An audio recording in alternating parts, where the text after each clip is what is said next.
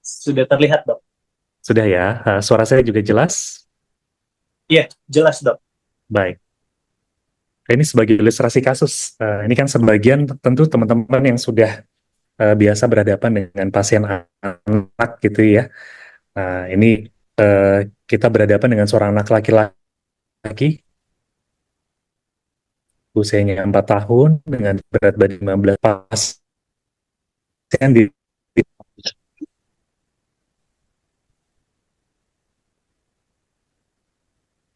Mohon maaf, Dok, suaranya hilang. Nah, kemudian saya matikan video ya, kemudian bisa lebih jelas. Oh iya, baik, Dok. Sekarang apakah lebih Ya, jelas? sudah lebih jelas, Dok. Oke.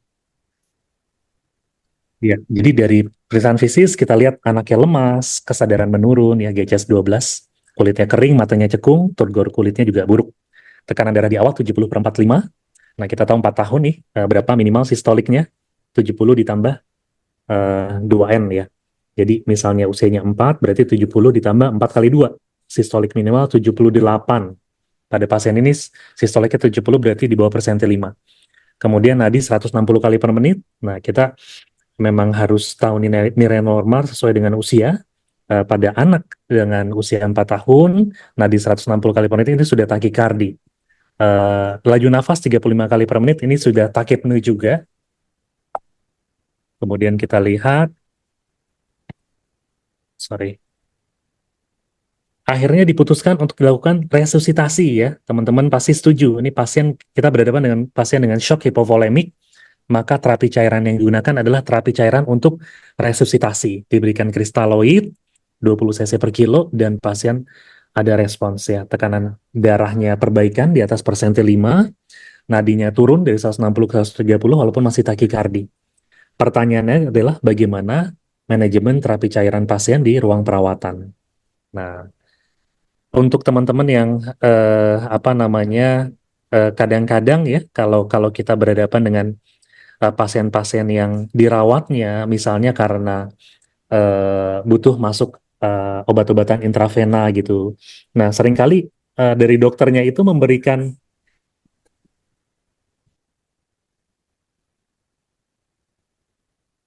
Iya, Dokter Yogi, mohon maaf, suaranya hilang kembali, Dok.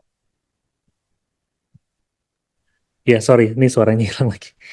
Iya, jadi kadang kita melihat dokter ini kalau dilaporkan ya pasiennya apapun terapi cairannya ini gitu ya. Jadi ibaratnya kayak apapun sakit apa apapun makannya minumnya ini gitu.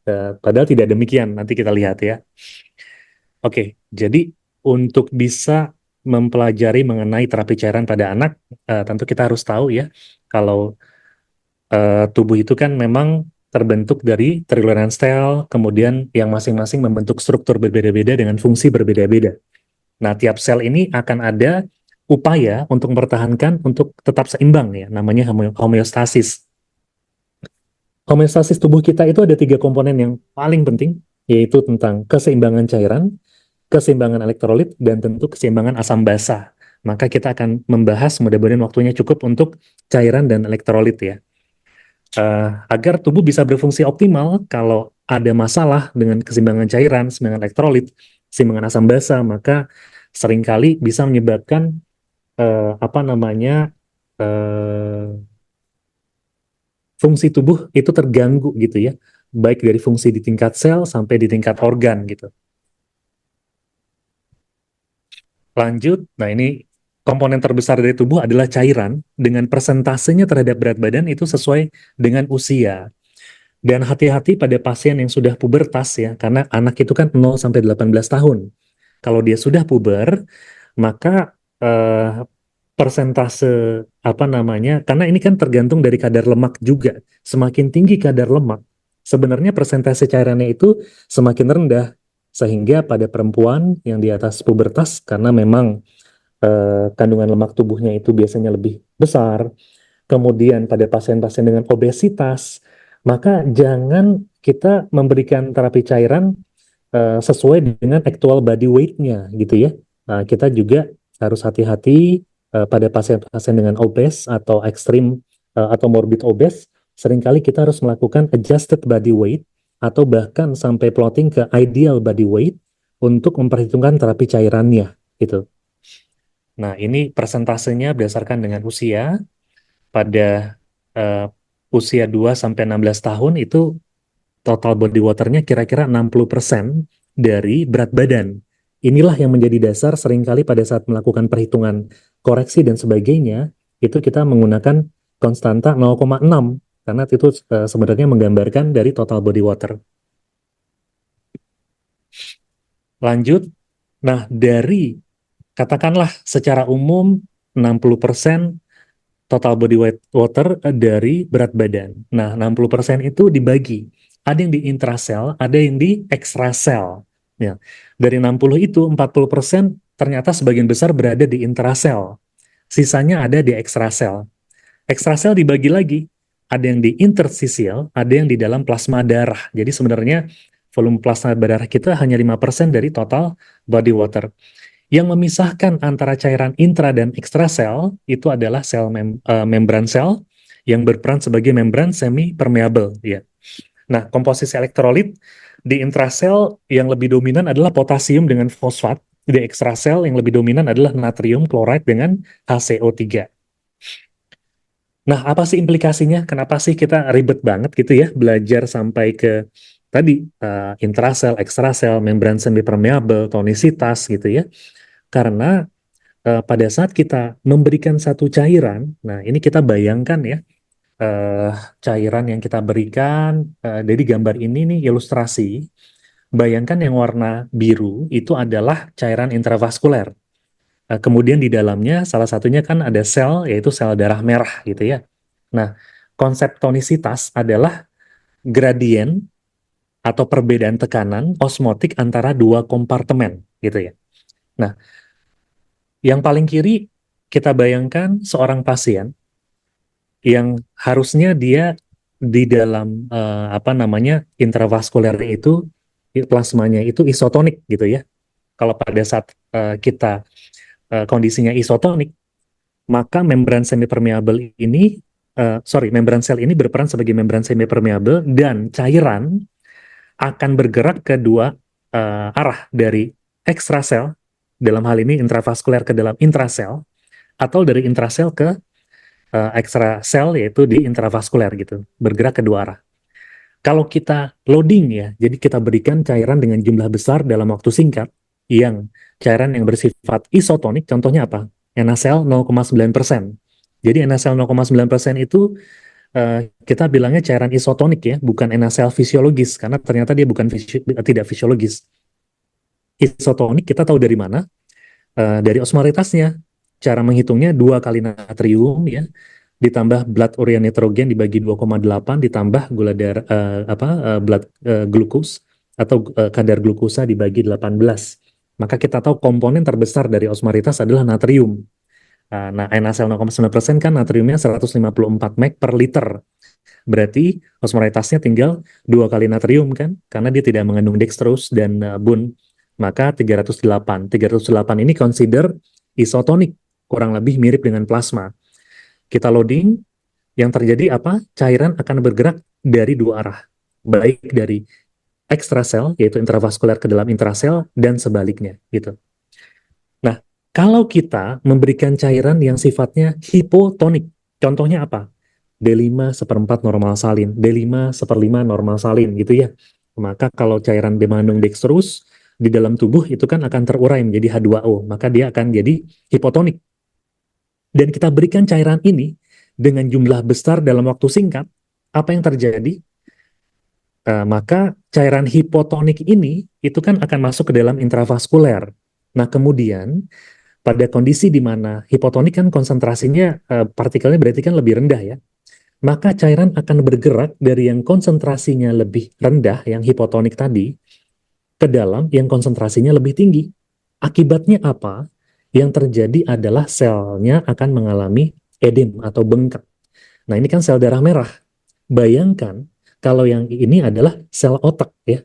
Jadi kalau kita habis memberikan terapi cairan hipotonik tadi, pasiennya lalu mengalami penurunan sadaran, maka bisa jadi itu iatrogenik. Karena kesalahan kita memilih cairan dan memberikan dengan jumlah yang besar dalam waktu singkat, maka akan terjadi edem cerebri. Ya, jadi harus berhati-hati, jangan memberikan cairan hipotonik dalam waktu singkat dengan jumlah besar. Sebaliknya, kalau yang kita berikan adalah cairan hipertonik, ya, contohnya apa? NaCl 3%. NaCl 3% kita tahu natriumnya 513 ya, 513 atau 514 mg per liter, sehingga osmolaritasnya tadi 2 kali natrium sekitar 1000, maka 3 kali lipat dari osmolaritas plasma darah, maka ini hipertonik. Kalau NaCl 3% kita berikan dengan jumlah besar dalam waktu singkat gitu ya, jadi kita berikan dalam setengah jam gitu misalnya, yang terjadi apa? Maka intravaskuler akan terisi oleh cairan yang hipertonik ya, yang konsentrasinya lebih tinggi. Dan tadi pada saat ada perbedaan gradien antara dua kompartemen ya, maka cairan akan bergerak dari yang konsentrasinya lebih rendah ke konsentrasi lebih tinggi. Maka dari dalam intrasel yang konsentrasinya lebih rendah karena dia isotonik, maka cairan akan keluar ya ke intravaskuler yang konsentrasinya lebih tinggi ya. Sehingga bisa terjadi crenated ya. Nah, bayangkan kalau ini adalah sel otak ya, kita koreksi NaCl 3% terlalu cepat, maka setelah itu pasien bisa mengalami cerebral pontin demyelisis ya. Sehingga bahkan kondisi ini biasanya bisa irreversible gitu. Pasien menjadi CP spastik dan sebagainya ya. Jadi ternyata cairan tidak sesederhana itu. Oke. Kita tahu pada saat memberikan terapi cairan kita akan bertanya komposisinya ya, jenisnya dan jumlahnya. Nah, itu komposisi ada kristaloid, ada koloid, ada kombinasi. Kemudian tonisitasnya tadi kita sudah mempelajari tentang isotonik, hipertonik, dan hipotonis. Dan tonisitas sangat dipengaruhi tadi kadar natrium, kadar blood urea nitrogen, dan kadar gula darah. Ya. Atau gula pada cairan tersebut. Gitu. Nah, karena tadi contohnya adalah yang pasien dengan jaga shock. gitu. Tapi kan nanti kalau ada jatuh atau Ya. apa, aku yang kena salah. Kenapa Baik, nanti bikin host kena bisa rem tolong gitu ya kan? apa namanya di mute dulu untuk peserta ya. Baik, jadi pada saat kita berhadapan dengan pasien dengan shock hipovolemik ya, atau shock lah, maka yang kita pilih adalah cairan yang sifatnya isotonik ya. Nah, isotonik sebagai cairan resusitasi. Nah, di pasaran pilihannya adalah kristaloid, contohnya apa? NaCl 0,9%, Ringer lactate ya. eh Kemudian sebenarnya sih apa ringer asetat dan sebagainya ya. Ada yang memasukkan dextrose, tapi dextrose itu walaupun di dalam kemasannya dia katakan isotonik, pada saat masuk ke dalam Libur darah aja nanti itu kita akan terurai jam menjadi berapa hipotonik. gitu. Kemudian ada juga yang koloid. Pada saat kita berhadapan dengan pasien shock yang membutuhkan terapi cairan, seringkali kita dihadapkan dengan dilema ya. Apakah kita memberikan kristaloid, apakah kita memberikan koloid? Nah, yang penting kita tahu apa kandungan dari Ya masing-masing. udah diliburin saja Kristaloid ini sebulan. dia Tapi kan berat tetap aja kalau molekulernya, masih pasien 9 iya. Nanti minta tolong host untuk ini ya. Berat molekulnya kalau untuk kristaloid ini lebih rendah ya. Kemudian kalau koloid itu dia lebih besar. Kalau dia berat molekuler lebih besar artinya apa? Dia lebih membebani ginjal. Tekanan onkotiknya kalau kristaloid ini lebih rendah. Jadi kalau misalnya kita meloading kristaloid katakanlah RL gitu ya pada satu pasien yang mengalami dengue shock syndrome. Dalam 1 jam ke depan, cairan RL yang kita berikan tadi, itu mungkin yang tersisa di dalam intravaskuler itu tinggal 20%. Sisanya kemana? Itu akan bergeser ke interstisial gitu ya. Tapi kalau koloid, dia akan bertahan lebih lama di dalam intravaskuler. Nah ini tergantung. Kalau misalnya dia shock hipovolemik karena dehidrasi ya, karena diare dan sebagainya, tentu kita perlu mengisi ruang interstisialnya juga.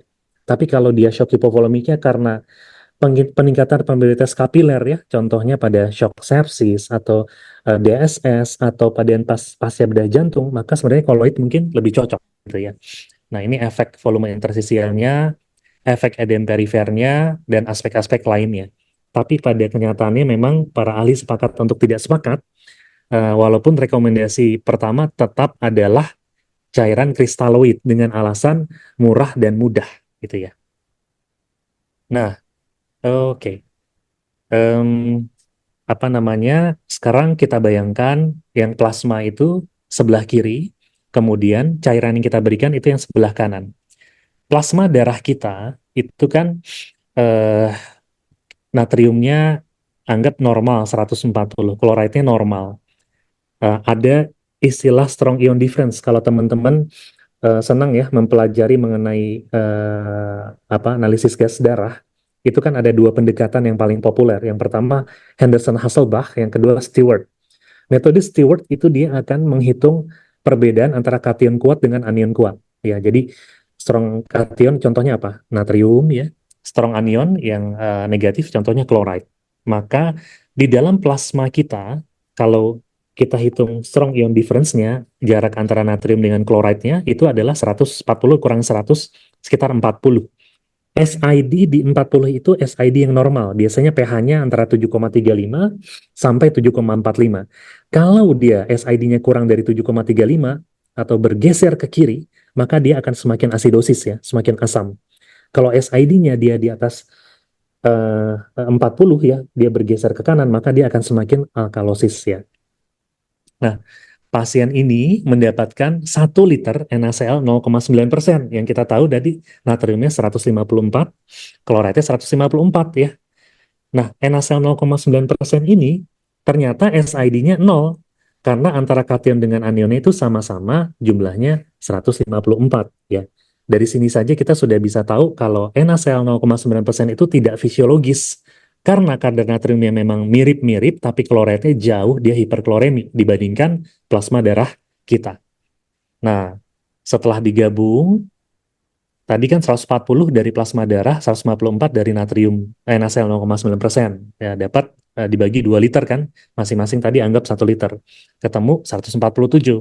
Chloride 100 dari plasma darah ditambah Itu 154 harimau. dari Apa ini? apa namanya? Chloride dari em,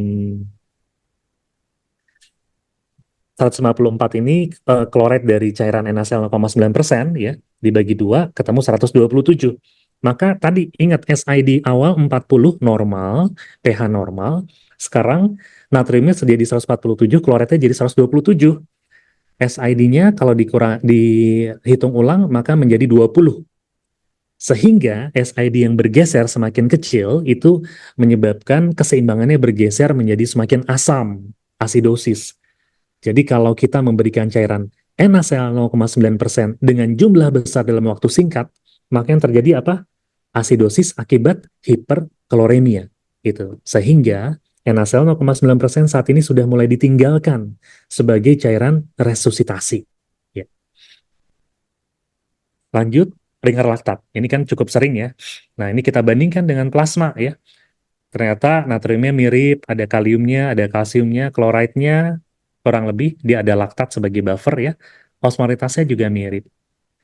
Nah, kita lihat kalau Ringer laktat, misalnya tadi plasmanya kan sama SID 40, kemudian kita loading dengan Ringer laktat 1 liter gitu pasien kita. Ringer laktat kationnya 140 ya. Dia tadi ada natrium, ada kalium kan. Kemudian kloridnya 111, ada laktat 29. Ya, laktat ini dia anion ya. Maka kalau dihitung antara kation dengan anion itu SID-nya 0, 0 juga gitu ya. Tapi kita lihat laktat ternyata sangat mudah di metabolisme ya. Sehingga pada perhitungan akhir dari SID 40 kemudian menjadi 2 liter plasma yang sudah bercampur dengan laktat tadi, natriumnya tetap sama 140, kloridnya dari 100 dari plasma darah kita ditambah 111 dari ringan laktat menjadi 105, dan laktat karena sudah di metabolisme di hati ya, laktat ini terutama di metabolismenya di hati, maka dia hilang ya, tidak masuk dalam perhitungan SID. SID-nya menjadi 34. Nah, jadi SID 34 kan mendekati 40. Sehingga dibandingkan yang NaCl 0,9% yang membuat darah menjadi asam, asidosis karena hiperkloremia, ini dia cenderung lebih mendekati nilai tengah gitu ya. Lebih, dibandingkan yang NaCl 0,9% dikatakan lebih alkalosis, tapi dia lebih mendekati nilai tengah ya, di SID 40. Sehingga sekarang seringkali memang pilihannya pada saat kita menentukan cairan resusitasi yang kita gunakan adalah ringan laktat. Tapi hati-hati tadi, laktat ini sangat mudah di metabolisme di hati. Sehingga kalau pasien di hadapan kita itu dengan gangguan fungsi hati yang berat ya, gagal hati dan sebagainya, maka jangan gunakan ringan laktat sebagai cairan resusitasi pasien tersebut ya. Mungkin kita bisa pilih ringan asetat misalnya, karena asetat di metabolismenya di otot ya, sehingga tidak membebani kerja hati. Lanjut. Nah, sekarang bagaimana dengan pemberian bikarbonat? Saya yakin sekarang jarang sekali kita memberikan bikarbonat pada pasien, tapi beberapa kasus memang tetap terindikasi ya. Contohnya memang kehilangan cairan lewat GI tract ya, hilang dari situ. Kemudian pada pasien dengan tubulopati ya, renal tubular acidosis itu juga terindikasi ya. Tapi kalau dia shock, kemudian asidosis, kemudian kita koreksi biknat, tidak demikian ya, karena seringkali kalau shock masalahnya lebih karena pasiennya mengalami hipoksia seluler sehingga terjadi hiperlaktatemia. Jadi laktatnya lah yang menyebabkan diasidosis, sehingga dengan memperbaiki perfusi jaringan, dia perbaikan bukan dengan biknat. Nah sekarang kita lihat, kalau pada pasien kita ya, yang awalnya misalnya pasien ini mengalami asidosis ya, asidosis dengan natrium 140, kloret 130 ya, SID-nya 10. Jadi ini asidosisnya hiperkloremik nih pasien kita. Kemudian diberikan Bignat satu flashnya kan 25 cc ya. Nah, Bignat itu di dalamnya ada natriumnya 25 mg juga. Jadi 1 cc dengan 1 cc Bignat itu ada natrium 1 mg ya. Maka natriumnya dari 140 dari plasma ditambah dari Bignat satu flashnya itu 25 dapat 165. Kloretnya tetap 130 ya. HCO3-nya cepat di metabolisme ya, terurai dia. SID-nya dari 10 menjadi 35. Sehingga kondisi asidosis hiperkloremiknya tadi itu ya, atau asidosis yang lain, kemudian dia pH-nya mendekati normal dengan SID mendekati normal, itu mekanismenya bukan karena pemberian HCO3-nya, tapi karena pemberian natrium ya, kation kuat tanpa anion kuat. Sehingga SID-nya meningkat gitu ya. Jadi hati-hati pada saat kita memberikan bikarbonat pada pasien yang sudah kondisi natriumnya sudah tinggi, hipernatremi, maka resikonya dia bisa semakin hipernatremia gitu. Oke, nah ini cairan-cairan rumatan ya, biasanya mengandung dextrose ya, atau cairan kombinasi, ini yang cukup sering digunakan ya. Ada merek-merek tertentu yang sering dipakai ya, yang kadang-kadang beberapa menyampaikan, dok, kenapa kalau dilaporin apapun sakitnya cairannya ini gitu ya. Karena mungkin yang dibutuhkan hanya cairan rumatan saja gitu ya. Ada dextrose-nya, ada elektrolitnya, kadang-kadang ditambahkan elektrolit yang tidak tersedia di sini. Di sini kan kaliumnya tidak tersedia. Nah, kembali lagi ke tujuan kita. Apa tujuan terapi cairan? Ya, utamanya tentu secara umum pertahankan status hidrasi dan perfusi jaringan yang adekuat, serta keseimbangan elektrolit ya. Dan kita harus menilai adekuasi dari terapi cairan ya. Setiap kali kita berikan, pantau tanda vital, periksa fisisnya ya. Apakah dia under volume ya, tanda-tanda dehidrasi atau bahkan overload gitu ya, ada tanda-tanda fluid overload. Kita ukur output dan input, yaitu balance diuresisnya ya. Berat badannya kadang juga kita timbang berkala ya, urin outputnya target pada pediatrik di atas 1 cc per kilo per jam. Kalau pada remaja bisa di atas 0,5 cc per kilo per jam. Elektrolit serum ya kalau ada klinis ya, monitoring invasif jika dibutuhkan. Nah, prinsip terapi cairan yang pertama kita ganti sesuai jumlah yang hilang. Jadi kalau ada kehilangan yang abnormal, contohnya muntah-muntah, diare, perdarahan ya, maka kita ganti sesuai dengan jumlah yang hilang ya, estimated saja. Misalnya kalau dehidrasi, derajat dehidrasinya apa nih, ringan sedangkah atau berat gitu ya. Nanti kan persentasenya sesuai, maka kita ganti sesuai yang hilang. Dan jangan lupa selain dari previous water loss-nya, maka kita memberikan cairan rumatan ya. Jadi maintenance-nya juga tetap harus diperhitungkan dengan rumus holiday segar. Nanti kita bahas juga ya. Dan pada saat kita sedang memberikan cairan rumatan ditambah previous water loss-nya, dan ternyata pasien juga tetap mengalami muntah dan diare, maka ongoing water loss-nya juga harus diperhitungkan, gitu ya. Nah ini resusitasi tadi kita sudah bahas, rehidrasi juga sebagian, cairan rumatan ya dengan holiday segar. Kadang-kadang ternyata dipasang infus hanya untuk akses masuk obat. Kalau seperti ini maka diberikan cairan intravenanya itu sesedikit mungkin ya. Seringkali kan asnet aja kalau pakai infus atau syring pump mungkin cuma 1 cc per jam, 5 cc per jam gitu ya. Nah, tapi ingat total kebutuhan cairan pasien tetap kita perhitungkan gitu ya. Misalnya dia dari holiday segarnya anaknya 10 kilo, berarti kan 1000 cc nih. Ternyata minumnya udah 800 cc gitu ya. Maka dari intravena cukup 200 cc dibagi 24 jam gitu kan. Tapi ternyata dari minumnya aja udah 1.500 gitu ya. Berarti mungkin cukup stopper aja. Jangan kemudian ditambahkan cairan rumatan lagi. Maka nanti yang terjadi pasiennya mengalami overload gitu ya. Jadi perhitungan holiday segar itu untuk total cairan harian. Mau dari oral, enteral, parenteral. Itu dihitung semua. Nah inilah rumus. Orang sering bilang rumus Dero, tapi sebenarnya rumus holiday segar ya.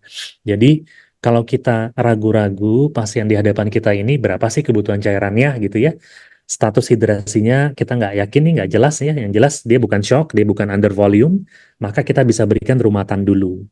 Bagiannya perhitungannya 10 kilo pertama tinggal dikalikan 100. Jadi kalau beratnya 5 kilo, berarti 5 dikali 100, 500 cc per 24 jam.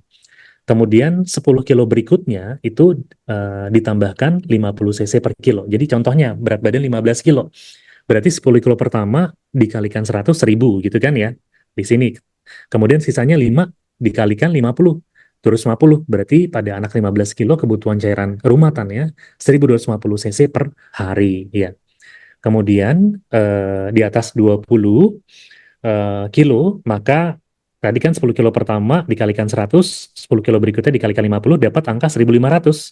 Berarti kalau pasiennya 25 kilo, berarti tinggal sisanya 20 kilo pertamanya kan 1.500, sisa 5 dikali 20, 100. Berarti kebutuhannya 1.600 cc per hari. Ya. Nah, dan ingat, elektrolit itu juga perhitungannya sebenarnya per 1000 cc air ya. Jadi kalium 1 mg per 1000 cc air, natrium 2 mg, klorat 3 mg ya. Sehingga seringkali pada pasien yang membutuhkan terapi cairan sebagai rumatan, maka diberikan dextrose, ditambahkan 1/5 normal salin atau 1/4 normal sarin, ditambahkan dengan kalium gitu ya. Nah, tapi kan ini per 24 jam dok, kalau cc per jamnya gimana? Ya tinggal dibagi 24 pakai kalkulator. Tapi kalau mau cara cepat, kita bisa gunakan rumus 4-2-1. Ya, ini turunan dari perhitungan ini. 100 dibagi 24 kan kurang lebih 4 cc. Kemudian 50 dibagi 24 kurang lebih 2, 20 dibagi 24 kurang lebih 1 gitu ya. Jadi pada pasien 10 kilo pakai rumus 4-2-1 tinggal dikalikan 4. 10 dikali 4, oh berarti per jamnya 40 cc per jam gitu ya. Pasien 15 kilo, maka 10 kilo pertama dikalikan 4, 10 dikalikan 4, 40, sisanya 5 dikalikan 2 tadi, 5 dikali 2, 10, berarti 50 cc per jam gitu ya. Itu rumus 4-2-1 turunan dari holiday segar. Nah, jangan lupa pada pasien kita itu akan terjadi kehilangan ya cairan yang normal. Melalui apa? Pernafasan salah satunya ya. Ini insensible nih. Kulit ya, evaporasi, berkeringat ya. Ini insensible nih. Jadi insensible water loss tetap harus kita perhitungkan. Karena kalau tidak nanti pasien kita bisa dehidrasi nanti kalau kita tidak masukkan ya insensible water loss itu terutama dari pernafasan dan kulit. Dari urin ini terukur ya. Ini bisa kita tahu berapa cc per kilo per jamnya ya. Nah, lanjut, bahayanya apa sih kalau kita memberikan terapi cairan intravena? Ada bahaya mikrobiologik ya, bahaya kontaminasi ya, bahaya dari drug incompatibilities ya. Ingat, kalau kita mendilute ya, sebenarnya kan harusnya ada unit khusus ya membuat TPN gitu ya, dengan laminar flow dan sebagainya. Tapi kan di banyak center itu tidak tersedia, sehingga akhirnya apa? Dikerjakan bedside tanpa menggunakan teknik steril. Bahayanya ini kontaminasinya bisa besar sekali. Yang kedua tentang kompatibilitas ya. Kalau di luar negeri itu dia ada clinical pharmacologist ya yang akan beritahukan, dok obat ini nggak boleh digabung sama obat ini. Molekul ini kalau ketemu sama cairan ini dia akan presipitasi gitu. Nah kalau di kita semua harus kita yang memikirkan. Misalnya apa? Cairan mengandung bikarbonat nggak boleh digabung dengan cairan mengandung kalsium karena nanti presipitasi. Phenytoin itu tidak boleh bertemu dengan cairan mengandung dextrose, nanti presipitasi. Iya kalau presipitasinya itu kelihatan pada saat kita mencampur ya, langsung ketahuan dibuang. Tapi kalau misalnya kita sudah mencampur si phenytoin ini dengan NaCl misalnya, kan nggak ada dextrose. Tapi aksesnya cuma satu. Dan akses itu tadinya terpasang cairan rumatan D5/4 normal salin ya. Dan kita lupa untuk di flush. Maka kita cabut dan kita colok gitu ya ke si NaCl 0,9% yang mengandung phenytoin. Tahu-tahu ternyata dia presipitasinya di dalam pembuluh darah ya, karena ada dextrose tadi belum kita flush, maka setelah itu bisa terjadi emboli ya. Bisa emboli, bisa kemana-mana, bisa ke otak, bisa ke paru, bisa fatal. Jadi hati-hati dengan incompatibility dan bioavailability. Nah, ini juga bahaya-bahayanya ya. Jadi kalau pasien kita ternyata memang sudah bisa oral, maka oral gitu, nggak perlu infusnya terus dipertahankan ya. Oke, ini tadi kristal koloid saya rasa sudah dibahas ya. Nah, kita tahu untuk koloid itu ada koloid yang alami, albumin ya, FFP, cryo. Jadi kalau diminta untuk transfusi FFP, cryo sebenarnya yang kita berikan itu koloid ya. Dan koloid tadi berat molekulernya besar, tidak boleh dibolus ya. Kita harus berikan secara bertahap, perlahan ya. Kemudian kecuali yang isoonkotik ya, kayak albumin 5% itu bisa sebagai cara resusitasi. Tapi kalau yang hiperonkotik 20%, 20% itu nggak boleh. FFP juga nggak boleh dibolus ya. Kalau yang sintetik misalnya dextran, gelatin, start ya, yang sering digunakan salah satunya adalah gelatin ya, sekarang sering digunakan. Ini indikasi dari albumin ya. Nanti slide-nya akan saya share. Kemudian salah satunya tentu pada kondisi di mana terjadi plasma leakage, pasien DSS, pasien sepsis, pasien dengan pasca bedah jantung gitu ya. Maka ini bisa menjadi indikasi untuk pemberian albumin ya. Karena kalau albuminnya rendah, maka dia tidak bisa mengikat obat-obatan dan membawa ke target organ ya, sehingga nanti banyak obat yang beredar bebas. Oke, ini indikasinya. Nah, albumin berat molekulnya sangat tinggi ya. Oke, yang isoonkotik masih boleh digunakan sebagai cara resusitasi, tapi untuk yang lainnya tidak. Lanjut untuk gelatin, gelatin ini sangat populer ya, digunakan sebagai koloid pada populasi anak ya, karena dia dianggap lebih aman ya, tidak membebani kerja ginjal. Hemasel ini sudah jarang kita gunakan pada populasi anak ya, dan ada risiko mengganggu fungsi perdarahan juga.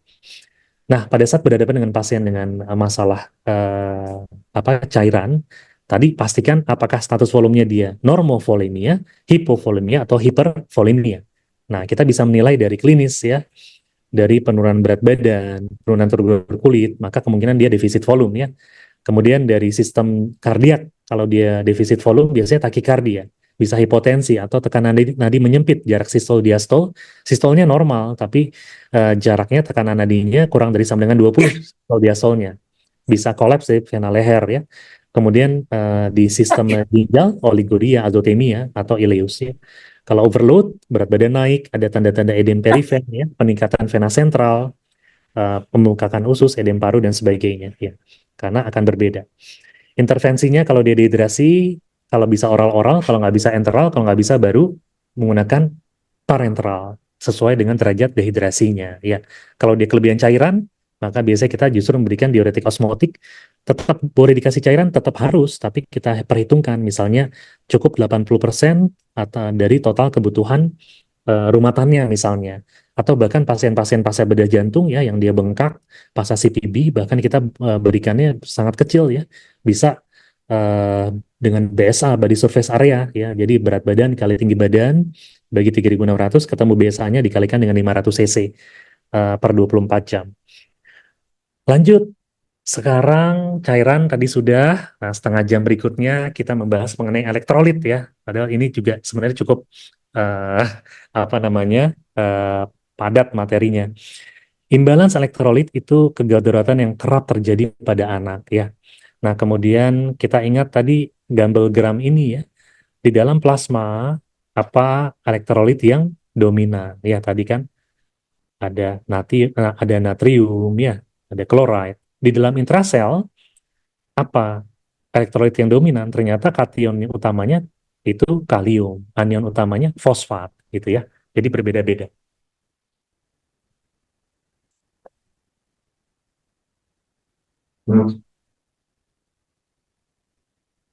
Oke, imbalance elektrolit itu umumnya bisa terjadi secara iatrogenik gitu ya. gara-gara kita gitu, gara-gara dokternya mungkin memberikan instruksi ya, kemudian gara-gara apa namanya em, cara pemberiannya tadi ya, mau koreksi natrium pakai NaCl 3%, tapi kemudian disuruh koreksi cepat. Pada kita kita mikirnya kalau cepat tuh masih buru-buru gitu, padahal enggak. Koreksi natrium normalnya 24 jam. Jadi kalau dikatakan koreksi cepat itu bisa 6 jam, bisa 8 jam. Nggak pernah koreksi natrium itu 1 jam. Karena mikirnya koreksi cepat dan nggak paham gitu, nggak bertanya, diberikan, akhirnya pasien tadi mengalami cerebral pontin demyelinasis misalnya. Jadi harus hati-hati ya. Imbalance elektrolit, gejalanya bisa bermacam-macam ya, dan bisa berujung sampai kematian. Nah, ini komponen normalnya natrium di dalam darah ya, 135, 145. Chloride lebih rendah ya. Kemudian kalium, kalsium, magnesium, fosfat. Nah, ini kebutuhan hariannya. Bisa berdasarkan berat badan atau berdasarkan dari total 1000 cc cairan H2O tadi. Nah, sekarang kita bicarakan yang paling sering dulu, yaitu imbalance natrium ya. Nah, konsentrasi natrium itu yang mengontrol osmolitas tadi ya. Karena ingat, rumus osmolitas apa tadi? 2 kali natrium ditambah blood urea nitrogen dibagi 2,8 ditambah gula darah atau glukosa plasma dibagi 18 ya. Sehingga natrium ini akan mengatur osmolitas ya, dan osmolitas ini akan yang menyebabkan perbedaan gradien tadi. Cairannya akan bergeser kemana nih gitu ya, melalui membran semipermeabel itu membran sel tadi. Ya, pada saat kita menghitung eh, defisit natrium, ya, maka kita bisa menggunakan perhitungan ini ya, rumus 0,6 dari mana? Dari total body water tadi, 60% dari total body water ya, maka 0,6 karena natrium selalu berhubungan dengan cairan ya, dengan status volume. Jadi kalau kita mau koreksi natrium, selalu lihat status volumenya apa, apakah under volume, normal volume, atau hypervolume ya. Dikalikan dengan berat badannya, ini ketemu total body waternya, dikalikan dengan kadar normalnya kan di tengah-tengah tuh 140 dikurangi natrium plasma. Kalau kita mau koreksi, jangan langsung menghitungnya 140, karena dalam 24 jam kenaikan kadar natrium itu maksimal hanya boleh 10-12 mg. Jadi artinya kalau kita berhadapan dengan pasien hiponatremi di 110, nggak boleh kita koreksi langsung 140 ya. Itu tadi resikonya bisa cerebral pontin demyelinasis ya. Kita bisa naikin dari 110 berarti hanya maksimal dalam 24 jam ke 120 atau 122 gitu ya. Sehingga koreksinya adalah 0,6 dikali berat badan. Nah, ini total body water, ingat ya, dikalikan natrium target kita dikali natrium saat ini gitu ya. Jadi kalau target kita adalah 120, berarti 120 dikurangi saat ini 110, berarti 120 dikurangi 110 dikalikan berat badan dikalikan 0,6. Oke. Nah, ini kalau kita melihat hiponatremi itu kan dikatakan hipo tentu kalau kadarnya dia di bawah normal, di bawah 135. Maka pertama, kita bisa melihat apakah osmolitas plasmanya itu bisa diperiksakan di lab ya. Apakah dia normal, jadi dia pseudohiponatremia ya. Karena kan harusnya kalau natriumnya rendah, osmolitas turun dong. Tapi kalau osmolitasnya normal, ternyata dia pseudo. Contohnya pada hiperlipidemia atau hiperproteinemia. Kalau dia menurun, maka next step-nya kita harus melihat natrium dalam urin. Kalau dia meningkat, ya, eh, maka kita mikir dong, natriumnya turun, kok osmolitasnya meningkat? Kan nggak jamak ya, karena kan yang paling mempengaruhi osmolitas adalah natrium, karena rumusnya tadi 2 kali natrium. Oh, jangan-jangan komponen yang lain, misalnya hiperglikemia berat ya. Pasien dengan ketoasidosis misalnya, glukosanya sampai high, sampai nggak terhitung gitu. Bisa jadi pasien ini hiponatremi, tapi dia hipertonik ya, gara-gara hiperglikemia gitu ya. Oke, nah kalau dia betul hiponatremi dengan hipoosmolar, maka kita cek natrium dalam urinnya. Apakah dia kurang dari 20 atau di atas 20 ya. Kalau dia kurang dari 20, kita nilai status volumenya tadi. Kalau dia edem, maka bisa jadi ternyata hiponatreminya itu relatif ya. Karena kan dia nggak dibuang lewat urin ya. Bisa jadi dia relatif ya, karena pasiennya edem. Padahal natriumnya sebenarnya normal, tapi karena edem jadi terdilusi dia. Dilusional hiponatremia. Kalau dia hiponatremia dan hipovolemia dengan natriumnya di urin kurang dari 20, maka kehilangan natriumnya itu ekstrarenal. Tadi bisa dari muntah, diare, insensible water loss. Kalau dia hiponatremia dengan euvolemia, maka bisa karena hipotiroid, hipokortisol, intuf renal. Ya. Kalau ternyata di hiponatremia dan memang kehilangan dari urin, maka lihat lagi status volumenya. Apakah dia hipovolemia atau euvolemia? Kalau ternyata dia hipovolemia, maka memang dia kehilangan natriumnya lewat si urin tadi gitu ya. Karena apa? Jangan-jangan diuretic abuse ya. Pasien kita berikan diuretik ya berlebihan, kita tidak memikirkan ternyata setelah diberikan diuretik pasiennya mengalami hiponatremia atau Addison disease ya, atau ada salt wasting ya. Sementara kalau euvolemia, maka bisa pada pasien-pasien masalah di otak, SIADH, ya, hipotiroidism, gagal ginjal kronis. Ya. Oke. Nah, kalau kita mau koreksi, selain dari kadar, yang penting adalah ada klinis atau tidak. Ingat ya, sebagai klinisi, kita dokter, kita perawat, maka we treat the patients, not the numbers. Ya. Jadi, terutama kita lihat pasiennya seperti apa ya. Walaupun kalau misalnya dia kronik kadang-kadang kan dia kompensasi ya. Tetap kita misalnya tetap kerjakan koreksi, tapi kita mungkin tidak gegabah dan tidak terburu-buru gitu ya. Pertama, tergantung pada level hiponatremianya. Tadi kan di belakang dikatakan hiponatremia berapa? Di bawah 135. Tapi dikatakan severe atau hiponatremia berat itu di bawah 125.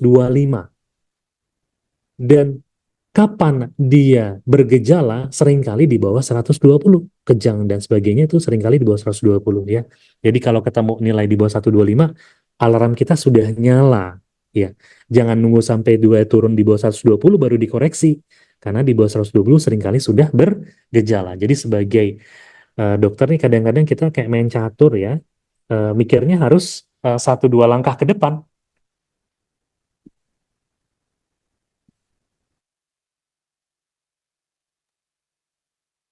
Ya. Izin dok, suaranya hilang lagi dok. Iya, sorry. Sekarang jelas? Iya jelas dok. Baik, jadi tadi peningkatan tekanan intrakranial, edem otak, ya, atau itu seringkali terjadi di bawah 120, 125. Kemudian yang lain apa lagi? Sorry, sebentar.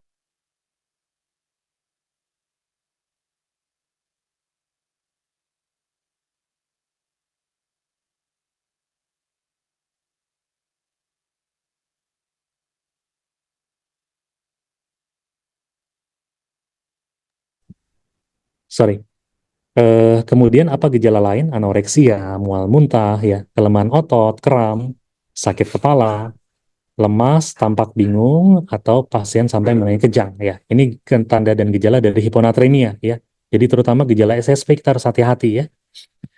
Nah, kemudian sekarang kita coba ke kasus ya. Nanti saya minta masing-masing bisa menulis di chat jawabannya. Ya, ya. Ini ada bayi laki-laki usianya 2 bulan, berat 5 kilogram, dibawa ke IGD dengan keluhan kejang. Ya. Pada pemeriksaan fisik ditemukan mata dan ubun-ubunnya cekung. Ya. Ternyata pasien mengalami diare sejak 2 hari yang lalu. Ya. Kemudian dilakukan pemeriksaan laboratorium, yang lainnya normal, tapi kadar natriumnya 114 mg per liter. Oke, tadi ingat, yang pertama kita lihat berapa kadar natriumnya, is it severe, ya. Yang kedua, apakah ada gejala klinis, ya. Kita sepakat ya, ternyata severe, karena di bawah 125. Yang kedua, apakah ada gejala klinis? Ada kejang, ya. Ada sadaran, maka jelas ini gejala klinis ya. Nah, untuk menentukan apakah perlu koreksi cepat atau koreksi lambat, maka kita bisa menggunakan algoritma ini. Ya, ini kayaknya apa namanya, bisa slide-nya bisa dicoret-coret oleh peserta ya. Nanti mohon jangan digeser-geser karena dia akan tercoret. Ya, baik rekan-rekan, mohon untuk tidak menggeser-geser supaya tidak tercoret ya rekan-rekan. Nanti akan mendapatkan PDF dari slide-nya, saya share ke Mas Juanda nanti ya. Baik, ini hiponatreminya pertama lihat apakah kadarnya severe atau tidak. Ingat severe di bawah 125. Oke. Pertanyaan kedua adalah apakah ada gejala? Ada gejala, tadi kan ada kejang, kurang sadaran gitu ya, terutama gejala SSP kan. Karena kan dia bisa menyebabkan edem cerebri. Karena cairannya kan ingat konsentrasi rendah ke konsentrasi tinggi dari intravaskuler dia akan pindah ke dalam intrasel. Nah, yang ketiga, apakah durasinya akut atau kronik? Kalau tiga pertanyaan ini dijawab ya, ya, dan ya, maka ini terindikasi untuk koreksi cepat dengan NaCl 3%. Nanti kita lihat perhitungannya ya. Targetnya nggak usah ke normal ya dok. Targetnya cukup sampai di batas aman. Batas amannya tadi 125. Atau bolehlah kalau rendah banget di 120. Gitu. Karena kan nggak boleh cepat-cepat tadi. Nanti sisanya baru koreksi lamban. Jadi coba kita hitung bareng-bareng ya. Pasien ini, sorry, saya balik dulu ke slide sebelumnya. Pertanyaan pertama, is it severe ya hiponatreminya? Severe, karena di bawah 1,5. Yang kedua, ada gejala nggak? Ada gejala. Yang ketiga, akut atau kronik? Ternyata ada loss 48 jam. Berarti akut. Tadi cut off point-nya di 48 jam. Sehingga terindikasi untuk koreksi cepat. Ya. Nah, koreksi cepat dari 114 kita putuskan saya mau naikin cukup ke 120 saja gitu ya. Karena walaupun 125 itu dia batas apa namanya severe, tapi seringkali gejala berat itu terjadi di bawah 120. Maka saya targetkan 120 aja nih. Maka tadi perhitungan defisitnya 0,6 dikalikan berat badan ya, ini total body water dikalikan target dikurangi natrium saat ini di plasma gitu kan. Ketemu 18 mg ya. Ini kan 3 dikalikan 6, 18. Nah, kita tahu NaCl 3% itu kandungannya kan 514 mg per liter, sehingga 0,5 mili mg per liter ya. Sehingga yang dibutuhkan berapa? 18 mg kita kalikan 1000 dibagi 513, ketemu 36 cc ya. Nah, 36 cc ini kemudian apakah boleh kita bolus? Ingat, koreksi cepat natrium itu biasanya 6 sampai 8 jam ya, karena koreksi normalnya, koreksi lambatnya itu 24 jam. Dan rate-nya maksimal tiap jam itu 1 sampai 2 cc per kilo per jam gitu ya. Jadi kalau berat badan 5 kilo, maka ini cuma boleh diberikan kalau kita pakai 1 cc per kilo per jam, berarti 5 cc per jam. Berarti dia habis dalam sekitar 7 jam gitu ya. Itu. Nah, bingung nggak? Kalau kita tengah malam gitu ya, apalagi misalnya ada dokter jaga gitu ya, atau misalnya perawat gitu, kita tahu nih, oke ini severe, oke ini dia bergejala, oke dia apa akut, maka saya harus koreksi cepat. Tapi DPJP-nya kok di telepon-telepon nggak ngangkat-ngangkat gitu ya. Eh, maka saya coba hitung, tapi khawatir salah gitu. Maka ada cara cepat ya. Cara cepatnya adalah setiap 1,2 cc per kilo NaCl 3% akan meningkatkan kadar natrium sebanyak 1 mg per liter. Jadi, kalau tadi kita sudah tahu berat badan pasien kita 5 kilo dan kita mau naikin ke 120, maka kita tinggal kalikan 1,2 cc dikalikan berat badan dikalikan delta natriumnya, ya target 120 kurang 114, ketemu hasilnya 36 cc. 36 cc NaCl 3% yang mau diberikan. Kita koreksi cepat, kita tinggal jalankan 1 cc per kilo per jam, jadi 5 cc per jam, kita jalankan selama 7 jam, gitu ya. Oke, lanjut, tentu sisanya tetap harus kita koreksi. Setelah kita koreksi cepat, kita ukur kadar natriumnya lagi. Nah, sambil mengukur, nunggu hasil, boleh kita lanjutkan dengan koreksi lambat, dengan asumsinya dia tercapai di target 120. Maka kita naikkan dalam 24 jam berikutnya, nggak boleh ke 140 tetap ya. Maksimal hanya boleh 12 mg per hari. Jadi dari 120 kita cuma boleh naikin ke 132. Maka gimana perhitungannya? Total body water 60% dikali berat badan dikalikan delta natrium. Target 132 kurang 120. Ketemu 36 meg ya. Nanti kita kalkulasi lagi dalam NaCl 3% itu berapa kita boleh berikan dalam 24 jam. Kalau nggak ada akses sentral gimana dok? Kita boleh gunakan akses perifer. Misalnya pakai NaCl 0,9% itu boleh. Tapi volumenya akan besar sekali. Kadang-kadang kita akan kombinasi. NaCl 3% dikombinasi dengan 0,9%. Tapi kalau akses sentral dengan 3% itu cukup. Ya. Nah, jadi secara prinsip kalau kita punya cairan yang pekat ya, osmolitasnya di atas 600, ada yang pakai patokan 900, maka jangan gunakan akses perifer, kecuali kita dilute, kita dilusi.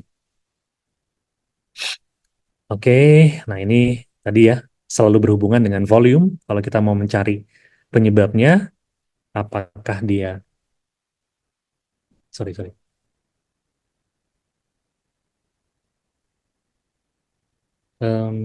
sebentar dikit. Nah, kalau kita ketemu pasien dengan hipernatremia, selalu lihat volume ekstraselnya. Apakah dia hipovolemia, apakah dia euvolemia, apakah dia hipervolemia. Kalau hipernatremia, hipovolemia, berarti kan dia dehidrasi hipernatremi. Maka kita harus koreksi free water defisitnya. Ya, bisa berikan cairan salin yang isotonik. Ya.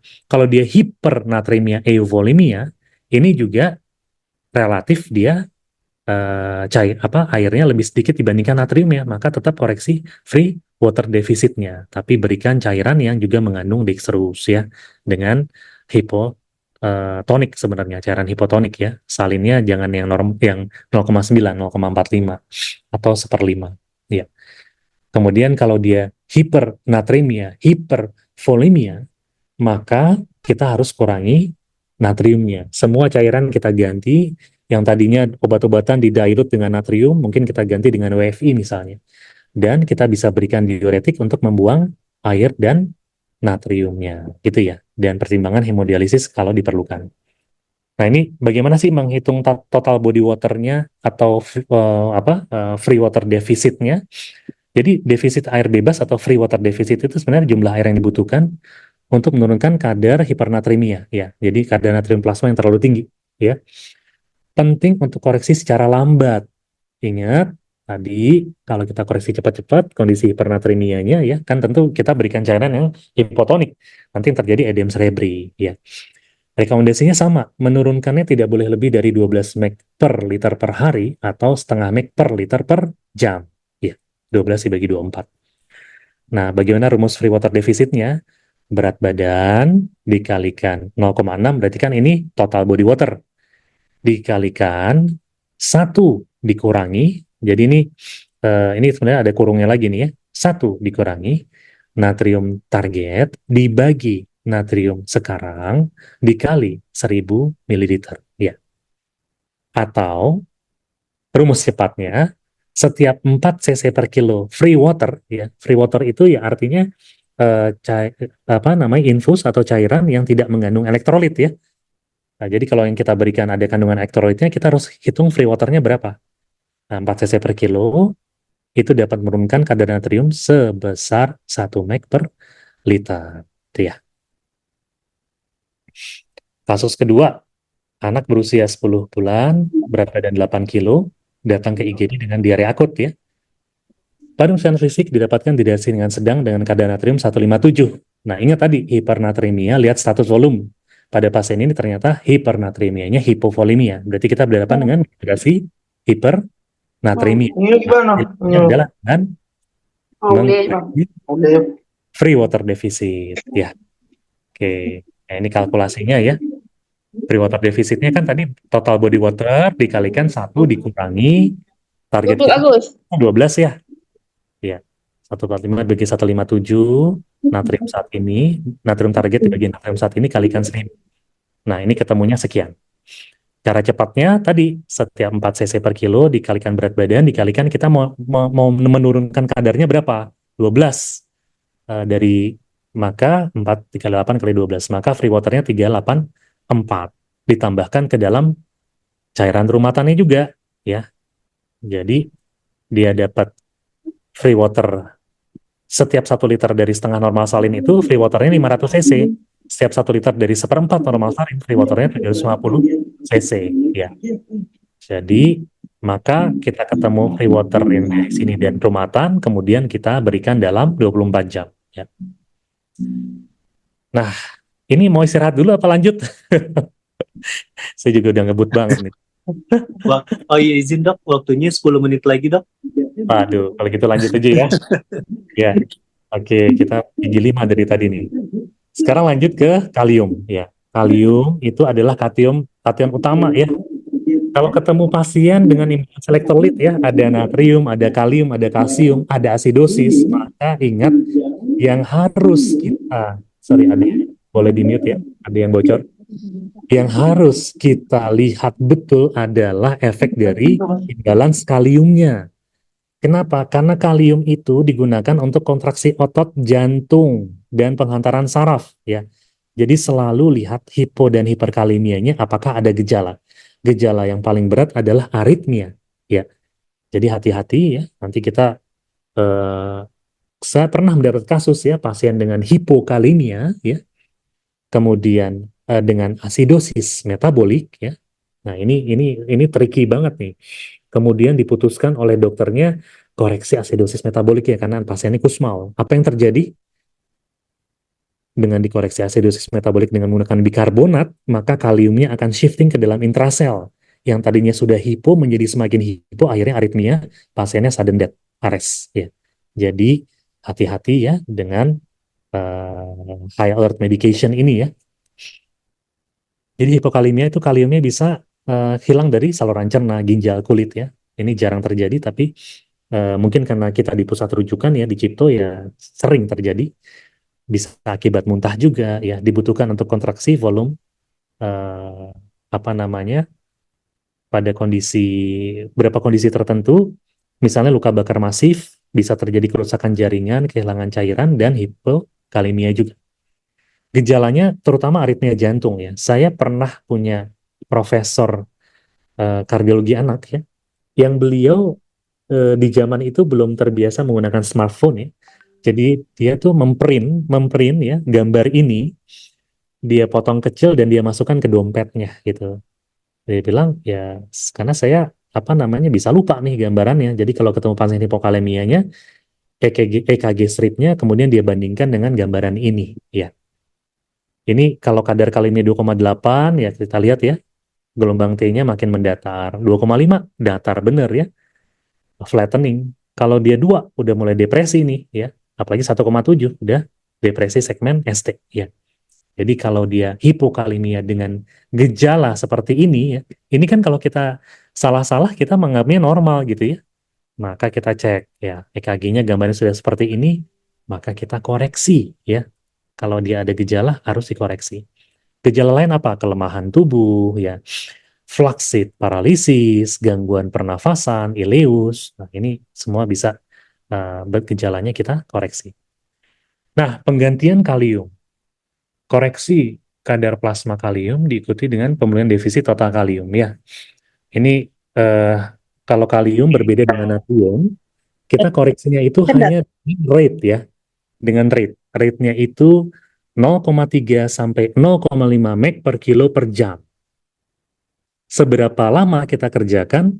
Biasanya nggak lama-lama, 1 jam maksimal 3 jam periksa gitu ya. Dan itu tergantung kadar yang kita dapatkan. Kalau kadar yang rendah banget, boleh kita koreksi 3 jam, kita periksa gitu. Sambil dipantau EKG-nya. Jadi koreksi kalium harus dikerjakan dengan pemantauan EKG. Jangan sampai dari kondisi hipo menjadi hiperkalemia. Nah, ini protokol yang konservatif. Kalau kadar kaliumnya antara 3-3,5, maka kita bisa koreksi 1 jam. Dia pakai rate yang paling minimal ya, tadi kan 0,3. Kalau dia kadarnya 2,5 sampai 3, kadar kaliumnya, ini hipokalemia cukup moderate, maka dia koreksi dalam 2 jam. Ya. Kalau kadarnya rendah banget, di bawah 2,5, dia koreksi dalam 3 jam. Dia pakai rate yang paling minimal 0,3 tadi ya, 0,25. Ini pada hipokalemia simptomatis. Jadi tidak boleh melebihi setengah mg per kilo per jam. Dan kalau berhadapan dengan anak besar, tetap ya dosis maksimum, nggak boleh melebihi dosis dewasa. yaitu 10 mg dalam 1 jam. Tidak boleh lebih dari ini ya. Dan kalium itu osmolitasnya 3000 ya. Artinya tidak boleh lewat perifer. Kalau kita koreksi kalium lewat perifer, yang terjadi adalah flebitis, bisa nekrosis. Jadi harus lewat vena sentral. Dok, nggak ada yang bisa pasang akses sentral di rumah sakit saya. Ya sudah, berarti kita harus dilusi. Ya. Nah, gimana caranya? Maka kita buat premix ya. Dalam satu kolef, mau dibikin apa? Dilusinya dengan NaCl 0,9% misalnya, maka dalam satu kolef nggak boleh kaliumnya lebih dari 20 mg ya. Kemudian kita atur kecepatannya tadi kan 0,3 mg per kilo per jamnya itu berapa. Tapi jadinya volumenya jadi besar ya. Nah, ini hipokalemianya ya. Ini kurang lebih sama seperti tadi. Sekarang hiperkalemianya ya bisa tiba-tiba, paling sering tiba-tiba. Kenapa? Karena pemberian terlalu cepat. Jadi pernah kejadian ya, satu kejadian di OK ya, di OK Sentral itu kan biasa sudah melakukan dilusi pada saat pasien mau dioperasi gitu ya. Nah, bahaya sekali kalau labelnya itu kita tidak buat jelas, nggak dibuat ceto gitu ya. Ternyata yang dibuat dalam SPET 50 cc itu adalah kalium murni ya. Sementara teman yang memberikan menganggapnya itu ternyata dianggapnya kalium yang sudah didilusi ya, hanya 10 mg padahal isinya 50 mg.